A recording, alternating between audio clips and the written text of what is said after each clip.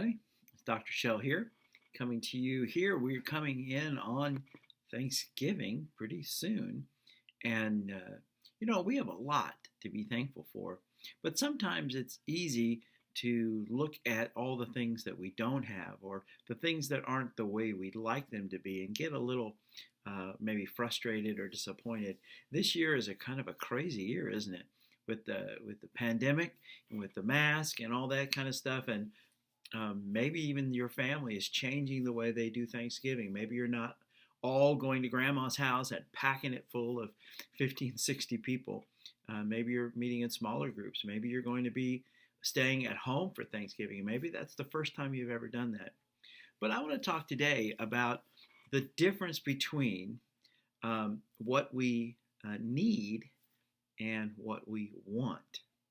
And I want to talk to you about a really gross story in the Bible. There are all kinds of stories in the Bible, and some of them are a little weird, and some of them are just gross, and this one's just gross.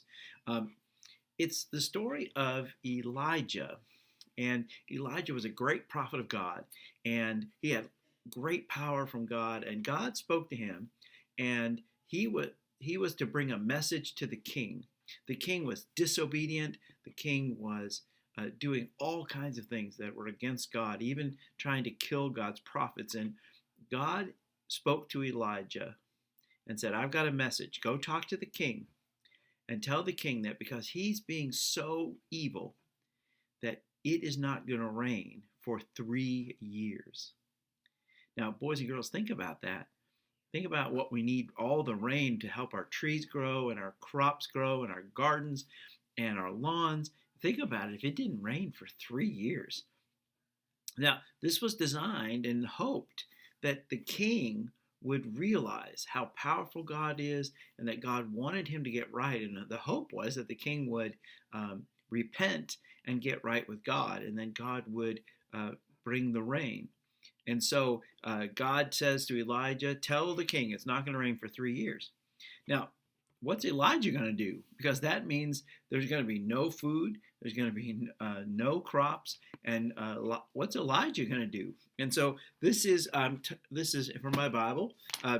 This is 1 Kings chapter 17, and the word of the Lord came to him. That's Elijah.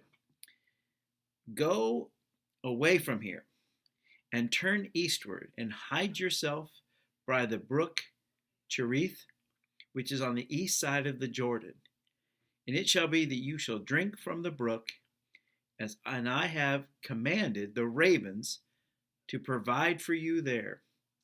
And so he went and did according to the word of the Lord. That's always good, to do what God tells you.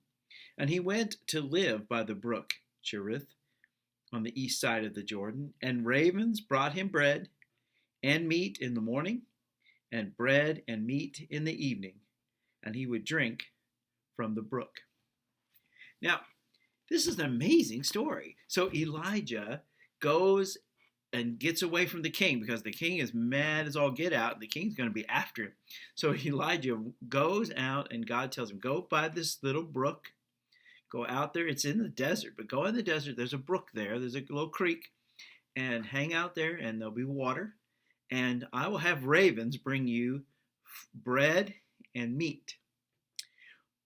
Okay, now this is the part where the story gets a little gross. So I'm going to transition here for a minute, and we're going to look at some ravens.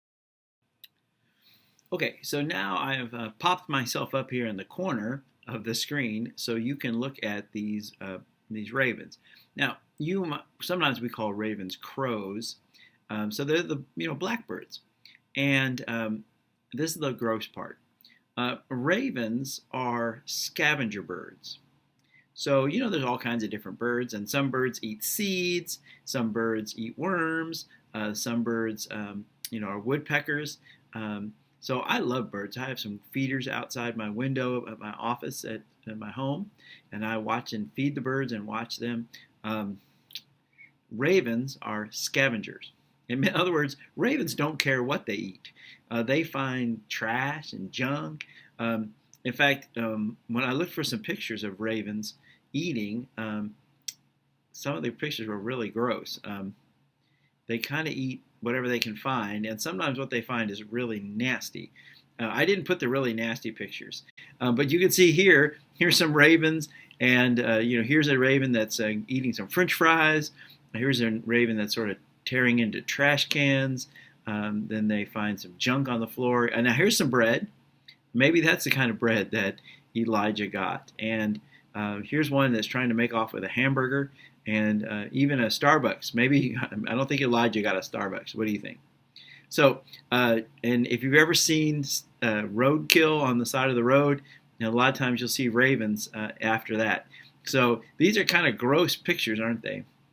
And, well, that's what Elijah got to eat. Elijah got to eat whatever it was that the ravens could find. So now I hope maybe God helped the ravens find some things that were at least okay. But the ravens were picking up scraps here and there and bringing them to Elijah. Now this is important, boys and girls, because God took care of Elijah. He had water to drink out of a creek. Now he didn't get any soda. He didn't get milk. He didn't get milkshakes. He didn't get Starbucks. But he had water. And, he didn't get to go and have a good meal with his grandma. And he didn't get to have maybe his favorite foods. But the ravens brought him bread. And they brought him food that they scavenged, that they found. And they brought it to Elijah. And he had enough to survive. And so at this time of the year, when we normally get to have so much, and it's easy to be so thankful when we're there with our whole family and all the food is piled up, and maybe this year's going to be a little bit different. But I want us to be thankful to God that He gives us everything we need and not always everything we want. And God will provide and God will take care of us. And we'll be able to get through this with God's help and God's protection. But I want us this year, maybe more than any other year, to realize how thankful we should be for all the wonderful people in our lives, for our teachers, for our school, that we're able to have classes together when so many are not able to do that. And so we need to be thankful for what we have, that God provides what we need, even if we don't always get what we want. So I want you to be extra thankful as we approach Thanksgiving this year. And thank God for everything you have that's what you need, even if it's not what you want. All right, I'll see you next week. God bless you.